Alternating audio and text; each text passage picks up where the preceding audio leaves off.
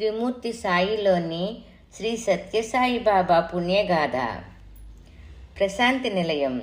సాకమ్మ గారు మందిరానికయ్యి ఆ రోజులలో ఎకరానికి 50,000 రూపాయలు ఇచ్చి పుట్టపర్తికి దూరంగా కొండను ఆనుకొని 3.86 ఎకరాల భూమిని కొని స్వామి పేరు మీద 24/7/1947లో రిజిస్టర్ చేసి అర్పించుకున్నది.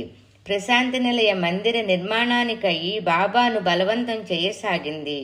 స్వామి కరుణించి ఒకరోజు చిత్రావతి నది ఇసుక తిన్నెల మీద క్రొత్త మందిరానికై ప్లాను గీశారు.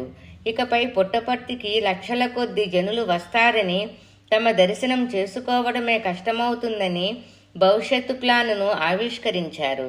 స్వామి క్రొత్త మందిరానికి 14/1/1948లో శంకుస్థాపన చేశారు. మందిరం పని జరిగేటప్పుడు స్వామి బెంగుళూరులోని శివాజీ సినిమా థియేటర్ను చాలాసార్లు కొలతలు కొలిపించేవారట.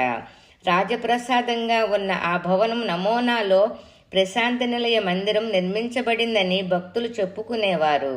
స్వామి రాసిన ప్లాను ప్రకారం తుంగభద్ర డాం, హీరాకుడ్ డాములను నిర్మించిన మాలూరు శ్రీనివాస తిరుమల అయ్యంగారు మందిరాన్ని నిర్మించసాగారు.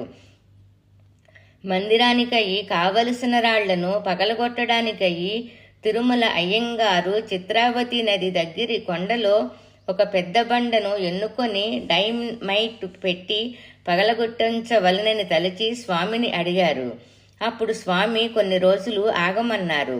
కొద్ది రోజులలోనే విపరీత వర్షం కురిసి పిడుగుపడి ఎన్నుకున్న బండ తనంతట తానుగా ముక్కలైంది.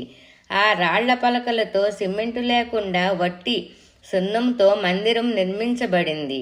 పనికయి సాకమ్మగారు బెంగళూరు నుండి వడ్రంగి పనివారిని పిలిపించారు. ఓం శ్రీ సాయినాథార్పణమస్తు.